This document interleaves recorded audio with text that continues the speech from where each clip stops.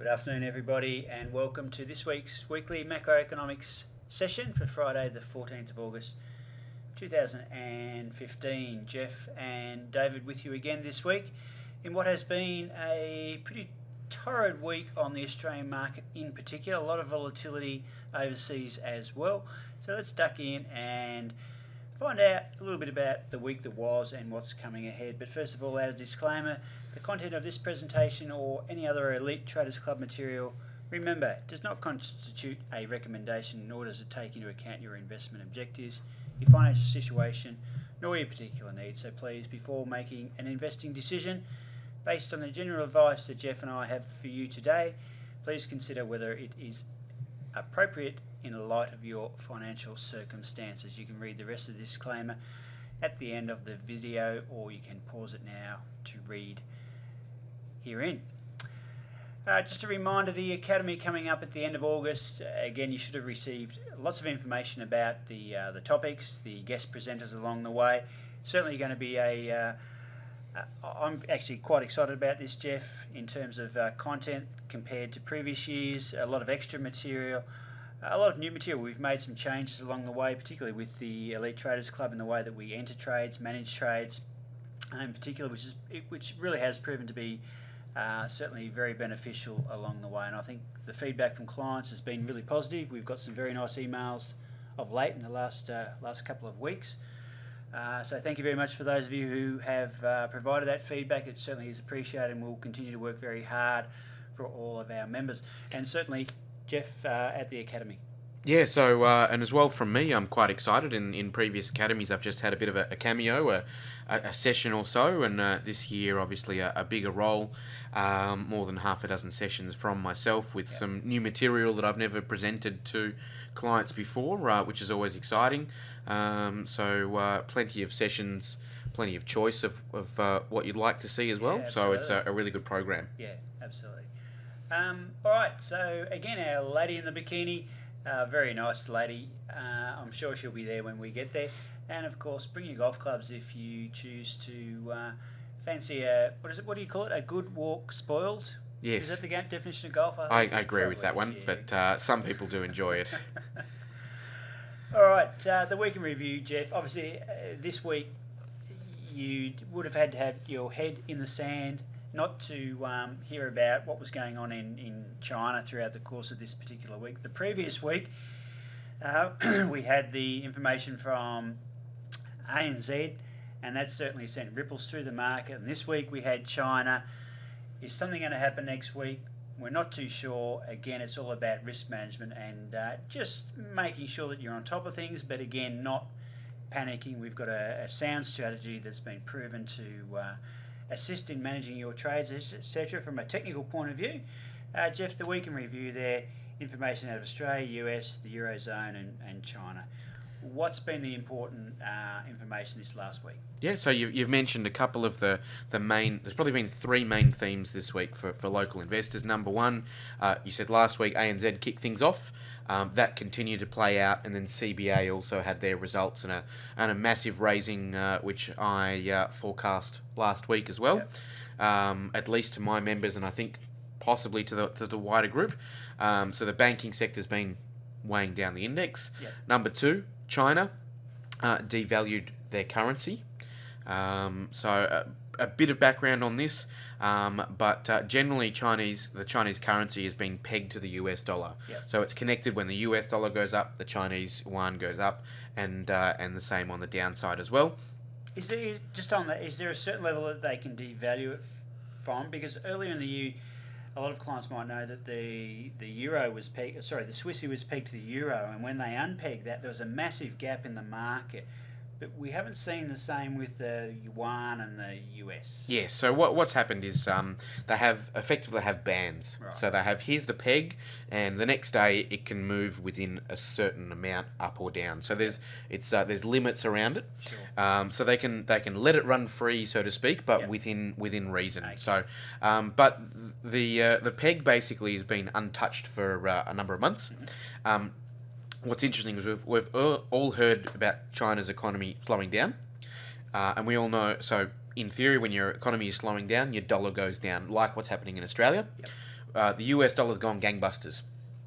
So really, the Chinese yuan should have fallen behind in comparison to the US, but it's been pegged. And it's been a very hard peg. It hasn't really been allowed to move.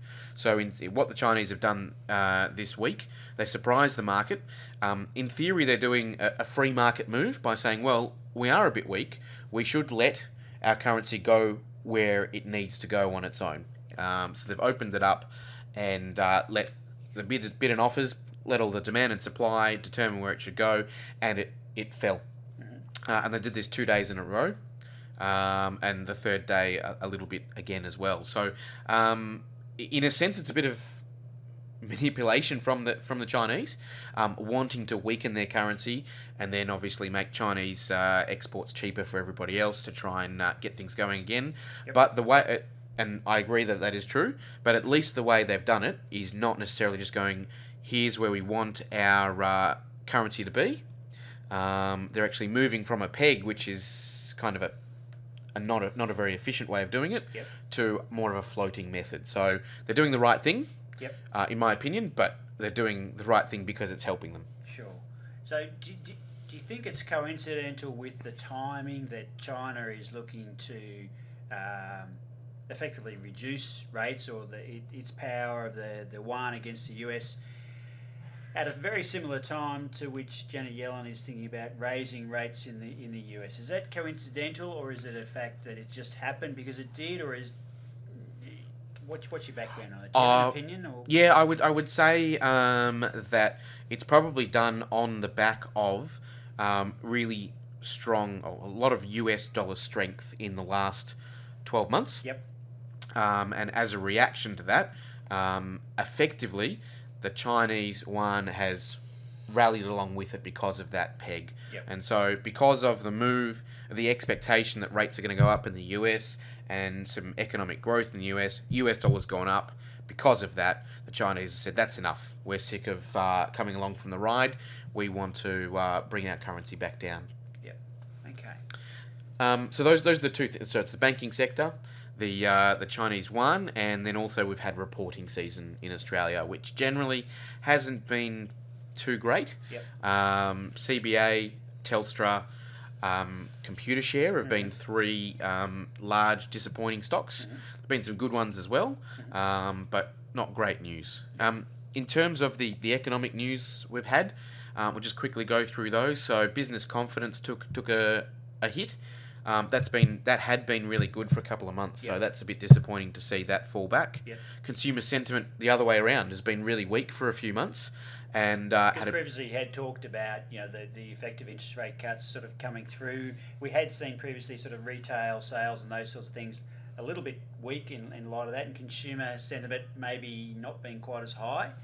Yeah, so we had the budget, which was actually softer than expected. We had the May rate cut as well. So both of that should have seen in May, June consumers feel really confident. It didn't happen. So we saw some bad numbers. And I actually mentioned last week that I wouldn't be surprised to see a massive recovery just because it is jumping up and down. Yep. But the change isn't that important. It's that consumer sentiment's back near 100. Yep. So there's almost the equal amount of optimistic consumers as there are pessimistic. Still a few more pessimists out there, but a better reading this month. So, I mean, historically, is that a good basis to be thinking about that the economy is slowly moving in the right direction if consumers are starting to feel a little bit more optimistic?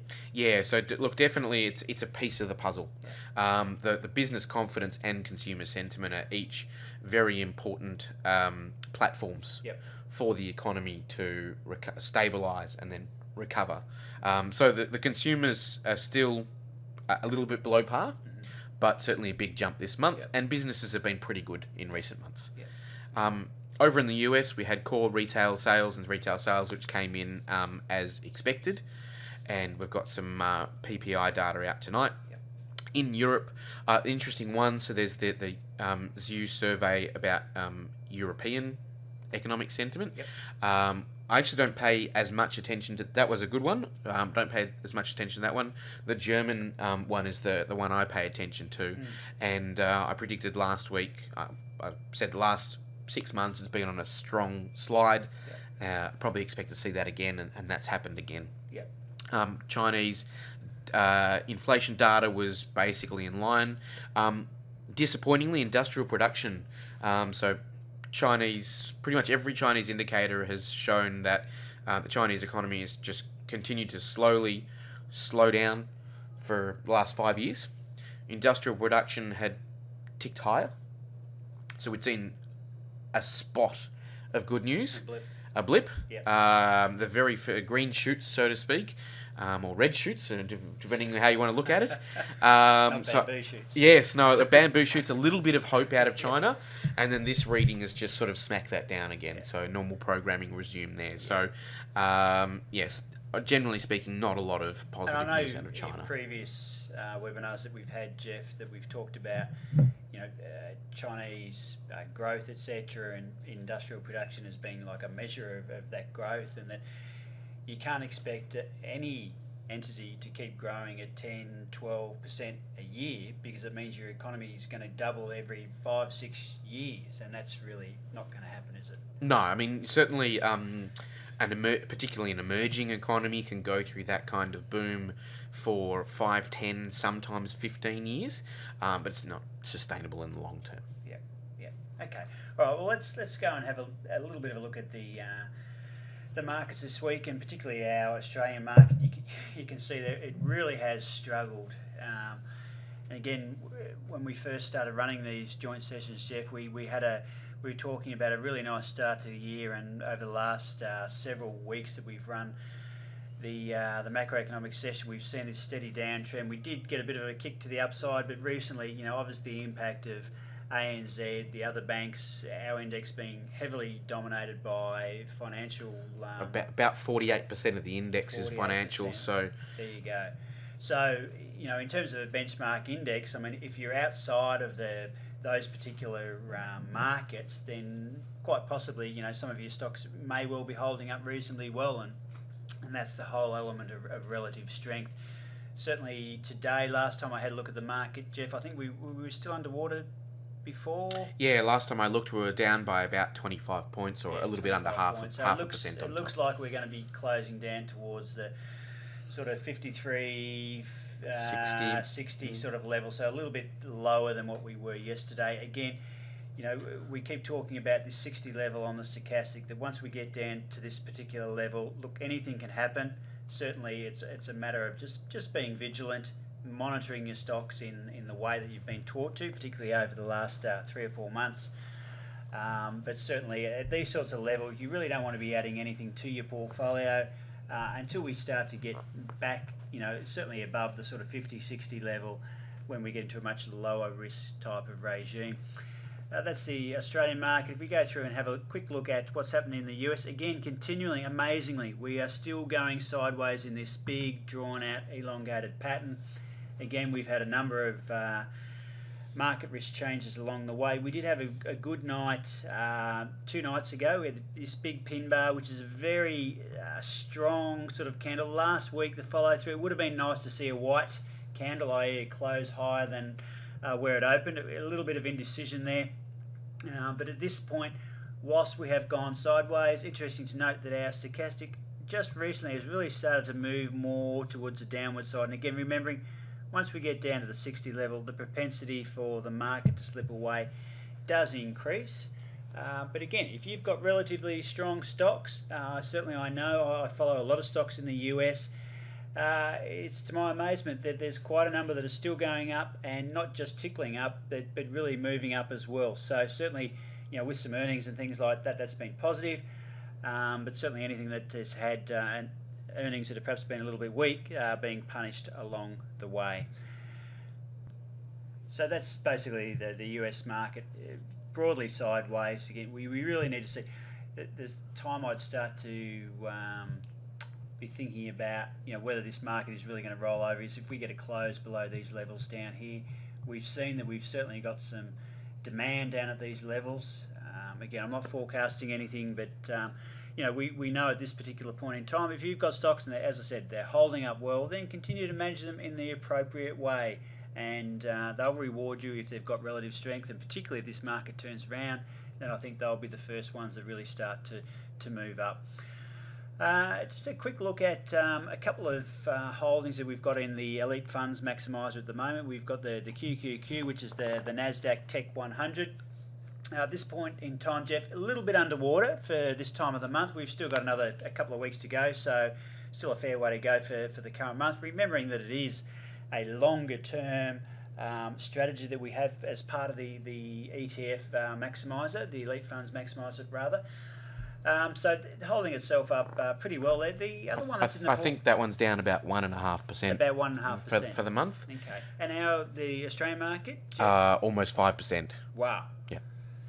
That's a massive difference. And again, those of you who've got Australian stocks would certainly be feeling that in your portfolios as well. I know from first-hand experience in my portfolio, I showed it on Monday morning. Actually, I showed everybody that I do trade and where my portfolio was. It certainly had a little bit of a knock this week. No worries about that. But certainly, a lot of the stocks I've got, I'm still surprised. They're still a long way above the 3 ATR, which we talk about.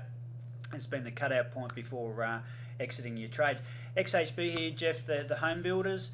It's, on the other hand, has actually been performing pretty well. I think you talked to me earlier today. How much are we up on that? Oh, look, just roughly up a little bit under 1%, I think. So okay. maybe 0.9. Yep. I think across the two positions, the strategy's down about 0.3% for the month, which is obviously disappointing to kick off with a little bit of a loss. But when you look at as the alternative, that the Aussie market's down 5% for the month. Particularly given that most people in Australia who would have a managed fund would be down pretty much that 5%. 5% in 2 weeks. In 2 weeks. And if you're looking at, obviously, XHB just there, stealing your thunder a little bit, but that's, right at the top. It hit a 52-week high last night. As like the US market, it had a dip 2 nights ago, bounced back. There's your white candle follow through that you would have liked to have seen, and that's better than, you compare that to what the Aussie market looks like at the moment, and it's no comparison. Yeah, absolutely. All right, so let's just duck back in and have a look what we've got for next week. We were talking today about Janet Yellen, head of the Federal Reserve, and this week I think we've got some FOMC meetings minutes coming out, Jeff. Yeah, so we've got our own minutes in Australia, and I don't think you'll see anything unexpected. Been saying this for a while. Rates are on hold for some time. Interestingly, we had a speech today by one of the assistant governors of the RBA, Governor Kent, and he spent quite a lot of time talking about the labour market, the jobs market. A few interesting points to make. Generally speaking, I think his comments were probably a little bit hawkish, so suggesting, sort of leaning towards higher rates than lower rates. So what was the basis for that? Look, basically saying a few things. Number one, actually pointing out that wage growth in Australia is actually back down to levels seen in the last recession in 1990-91. So obviously wage growth has been really soft. That's actually taken probably a big edge or a big focus away, or shielded the unemployment rate. So typically when the economy has sort of struggled, I guess, like we've seen at the moment, you'd expect the unemployment rate to spike higher. And because there's been low wage growth, that's probably protected a number of people's jobs. So a couple of interesting comments about the US dollar, the Aussie dollar, I should say. That it's sort of going to help the economy, that it's actually even still higher than they expected it to be, and a few other things about spare capacity, and the economy's growing at moderately, basically what they thought, the RBA thought it would. But there wasn't sort of any groundbreaking comments today, but it just followed on from recent comments from the RBA and Glenn Stevens as well. Just on that one, obviously with what's going on in China at the moment, the devaluation of their currency, that's going to make their imports of Australian raw materials more expensive for them? Correct. So is that something, do you think that the governor who spoke today has thought about, or is that he's had his speech perhaps before then, or Look, it's something that they take into consideration. I mean, they will definitely look at it when they're making their decision. They don't, if something happens to the currency yesterday, they're certainly not going to scramble and do anything. When they sit down each month and in between, they are analysing all available information. But they've already, I mean, commodity prices are, well off their highs. We are still exporting. If anything, we're actually exporting more commodities than we have been, just at a lower price. So we're still pumping out a lot of exports to China. And that'll be part of they're probably less concerned about the export levels and more about the mining investment levels. So less about BHP making money and more about BHP spending less money on new mines, therefore that has less stimulus into the economy. Sure. Okay. Anything else to comment on next week there, Jeff? Obviously in the US, the FOMC meeting minutes, there's talk that the rate hike could come as early as next month. There's plenty of logic in there. My gut tells me that it might be pushed back even further, possibly to December. But so that will the minutes will give us even more of an insight into what they're thinking. So if there's a major movement in the markets on Thursday morning and the Aussie dollar, that'll or the US dollar, but anyone that's watching the Aussie dollar will pick it up. Will give you there'll be something in the minutes probably suggesting that a September's coming, and that'll have an impact. The UK CPI has been basically at zero for the last 6 months. It probably still will stay there. The reason I point that out is that at some stage inflation will start kicking in the UK, and that'll be one of the first signs before the UK puts up rates. So that's going to happen sometime soon, sometime in the medium term. I did actually read that one of the, I'm not too sure what their official position is, but one of the members of the board or whatever you want to call it, in the UK actually put his hand up and said, his or her hand up and said that they voted for a rate rise recently. Correct. So that was, I think there's 9 board members on the Bank of England board. They'd been unanimous for a long time. No, keep rates where they are. The last meeting, one person said, I think we're ready for higher rates. So we're just at that, it's not going to happen yet, but you're at that turning point, that beginning of, it's now in motion and it's fairly inevitable. But for the moment, if inflation stays low, no rush. In China, flash PMI numbers have been a little, have been consistently below 50 for the last sort of 6 months. Last month's reading was disastrous. So we'd want to see a rebound in that. If that stays around that level, the miners will probably take another hit. Our market will take another hit. Japanese GDP has been sort of steady the last couple of quarters. And in Europe, there's actually half a dozen different PMI numbers. The most important one is German services PMI, manufacturing PMI, sorry. And that's been steady above 50. And they're all coming out on Friday. So there's German manufacturing services, French services manufacturing, and European wide. So there's a lot of numbers there. The one to focus on is German manufacturing. Fantastic. All right, so certainly not a week goes by without some very interesting news on the market. Thanks, Jeff, today for your comments. I think it provides a really nice overview of what's happening in the background.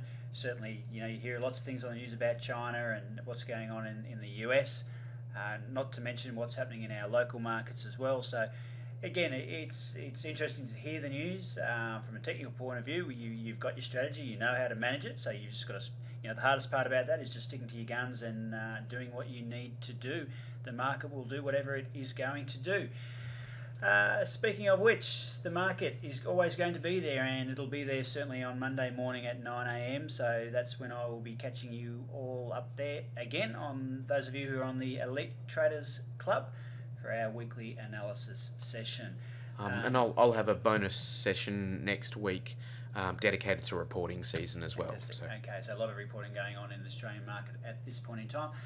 Those of you who didn't catch the educational webinar, please go and have a look at that. Catch up on what we discussed on Wednesday afternoon. We did actually, in consultation with Jeff, I went through and had a look at stocks that had increased in excess of 100% in the last 2 years in the Australian market and the US market. Would they have come up on our scans? And if they did, how would you have managed those trades along the way? And I think that's very interesting reading, and certainly something that you need to reflect and think about for your future trade management. That's it from me. Have a good weekend, folks. I'll catch up with you on Monday. Thank you from me too. And have a good weekend. Bye for now.